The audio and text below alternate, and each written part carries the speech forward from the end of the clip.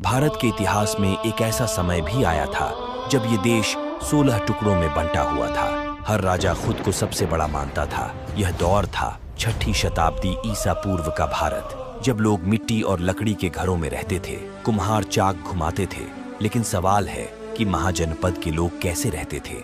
और इन्हीं दिनों में उठ रहा था एक ऐसा जनपद जिसने सब जनपदों को पैरों तले रौंद दिया। यह था मगध महाजनपद। तो चलिए आज से लगभग 2500 साल पहले, उस दौर में जहां भारत की महान गाथा शुरू हो रही थी। इसलिए वीडियो को अंत तक जरूर देखिएगा।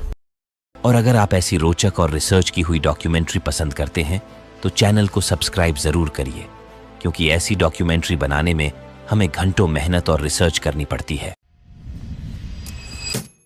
समय की शुरुआत होती है 1900 ईसा पूर्व के आसपास, जब दुनिया का सबसे संगठित शहर हड़प्पा सभ्यता ढहने लगी।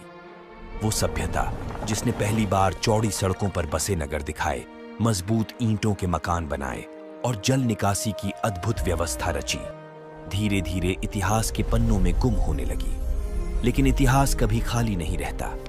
एक सिविलाइजेशन का पतन दूसरी सिविलाइजेशन की शुरुआत का संकेत होता है। और यही हुआ भारत की धरती पर प्रवेश वैदिक युग। और इसके बाद शुरू हुआ भारत में महाजनपद युग, जब छोटे छोटे बिखरे जन, कबीले और गांव मिलकर बड़े राज्यों में संगठित होने लगे। वहीं से रखी गई भारत के पहले अखंड साम्राज्य की नींव। लेकिन सवाल यह है, आखिर इन महाजनपदों की जरूरत क्यों पड़ी? कैसे छोटे जनपद बदलकर विशाल राज्यों में बदल गए, जिसने विभिन्न टुकड़े में पड़े जन को संगठित कर अखंड साम्राज्य की नींव रखी?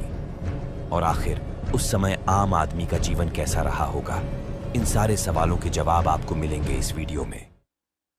करीब 1500 ईसा पूर्व उत्तर पश्चिम से कुछ नए लोग इस भूमि में बसने लगे। इन्हें आर्य कहा गया। इतिहासकार आज भी बहस करते हैं, क्या वे बाहर से आए थे या यहीं के लोग थे जिन्होंने धीरे धीरे नई संस्कृति गढ़ी और किया।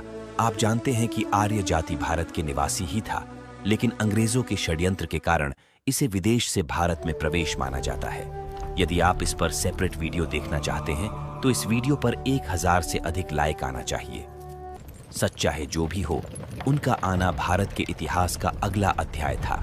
ये लोग एकदम सादा लेकिन जीवंत जीवन जीते थे। उनकी दुनिया का केंद्र था गाय और घोड़ा।